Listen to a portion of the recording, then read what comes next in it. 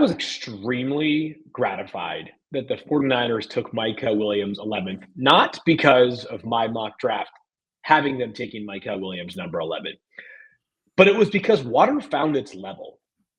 Mykel Williams, he might be 21 now, but he's at least throughout the pre-draft. I don't know when he turns 21. He's a young 21 if he is 21. So apologies for not knowing his exact birthday. But this was a guy who during the season, this 20-year-old, 6'6", off the charts, like not good, not great, off the charts character. This guy is an unbelievable young dude who played through an ankle injury this past season, but he had 14 sacks in 3 years. Like this isn't Shamar Stewart, who had 4.5 in 3 years, who of course went to the Bengals at number 17 overall.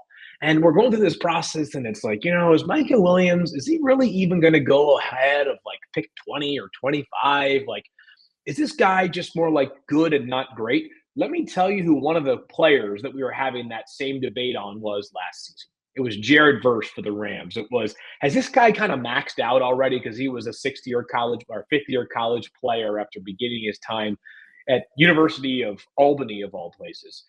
And here we are a year later, Jared Verse, Defensive Rookie of the Year, one of the best young edge rushers in the NFL. I'm not guaranteeing that Mykel Williams will get there next year, but when you combine the length, the discipline, because one thing about Georgia, they don't just let guys pin their ears back and go. They make guys play all over the defensive fronts. They don't get to play as many snaps as other schools because they've got so much depth. And Mykel Williams just kind of selflessly did his job throughout last season and the 2 years prior to that. Yeah, the stats weren't eye-popping relative to some players that have been drafted 11th overall as a pass rusher, but this guy was so good that I had a hard time figuring out what had led to the supposed fall for Mykel Williams. So it was good to see that by the time the draft actually got here, a guy who I thought was somewhere between like the 10th and 15th best prospect throughout much of the process ends up going 11th overall.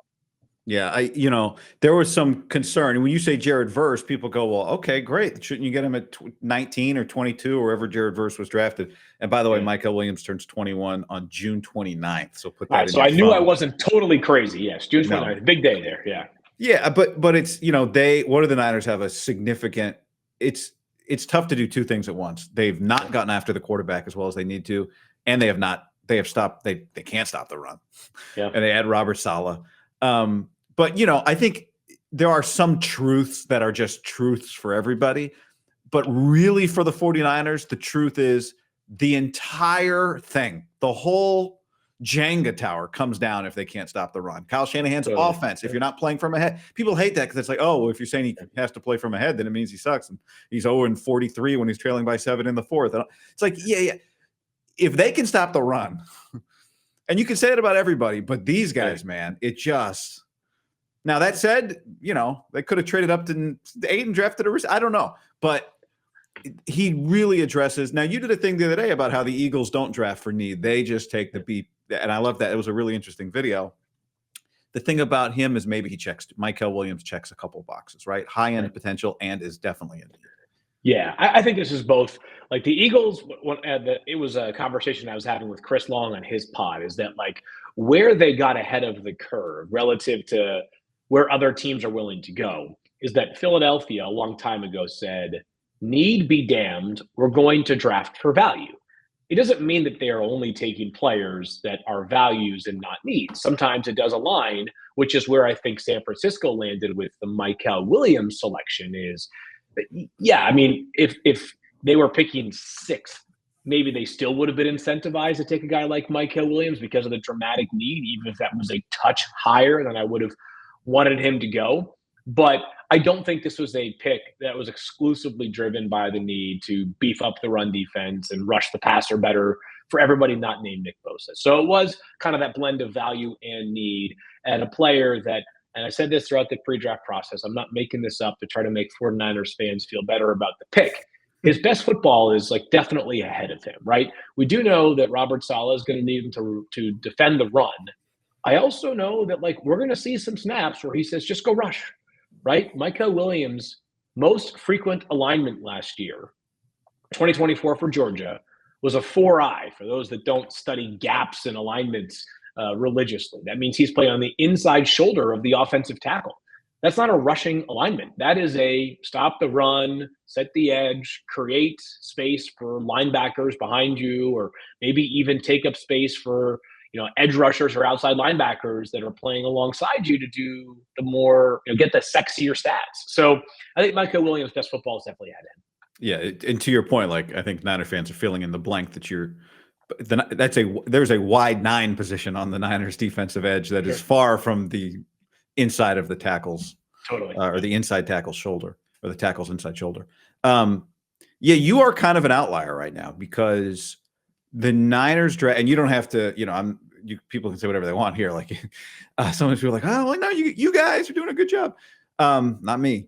But you're an outlier. Like the Niners draft, a lot of places. I was watching the Draft Stock Exchange, those guys the other day, which I really like that show. And PFF, like they're not getting B minuses, they're getting C's and D's in draft report cards. PFF the other day. I know you wrote a thing a couple weeks ago or right after the draft. You wrote, I particularly like what the Chargers, Seahawks, Bears, and Niners did. Checked off needs, found value. But it does feel like, I don't know if maybe you don't feel that. Maybe you're hearing 700 different opinions about the Niners draft, and some are good and some are bad. But there has been, I think, like some report card criticism of their draft. Yeah, I'd say that like evaluating draft classes, let's say 2 things. First of all, is that like my optimism could prove to be ridiculous in 2 years. The pessimism could prove to be ridiculous in 2 years as well. As we know, these draft grades are very much worth their weight in about paper, and that's it, right? That being said, there are a lot of different ways to assess value. Somebody was asking me recently, they said, I'm sure your favorite drafts are when teams get players that are, let's say, 30 spots higher on your big board than where they took them. So if they get player 75 at 105, you must love the pick, right? And I said, that's one way of looking at it, and there is some merit to that. But truthfully, the drafts that I end up liking the most are often, are you getting guys that are rated about where I rated them on my personal big board in the actual draft? And the reason why I say that is the way that I'm seeing them. Like if someone gets a player at 150 that I had 65th, it probably means my evaluation was wrong, right? It probably means some part of the evaluation was missing, whether it was medical, character, whether it was just a flat misevaluation of the on-field skill set. So I thought the Niners, like for a team that, and they did not go exclusively defense, right? They end up taking a receiver and a running back, and 3, but defense was a dramatic need for this team. I tend to think this 49ers team, even if it's not, 13-4 good, has a chance to be a factor in the NFC West this upcoming season. It's going to come down to basically health in my estimation, but I felt like they came into the draft and they needed to clearly address multiple spots along the defensive line. They needed a linebacker, and they needed a bit more edge. And I don't mean like edge rusher. I mean like an edge to their defense this year. A little bit of, I felt like, the defense I thought held up its end of the bargain for much of last season. It was just the offensive injuries that they kind of piled up.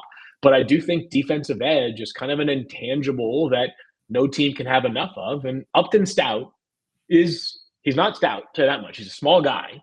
I thought he might have gone day 3 as opposed to round 3, but this guy packs about as much punch as any defensive back in the class. He has some of the Malik Mustafa to him. He is completely fearless, and even if he is 75 pounds or something, he's going to hit 210-pound wide receivers or running backs with the ferocity of a defensive back who's 200 pounds or a linebacker who's 230 pounds. And they were replacing it. I mean, they lost Dre Greenlaw. It's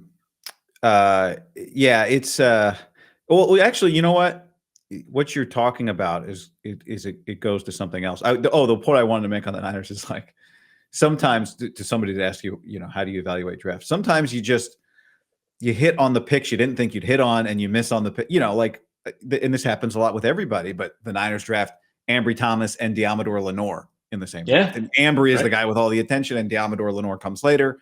And now look, where we're at a few years later.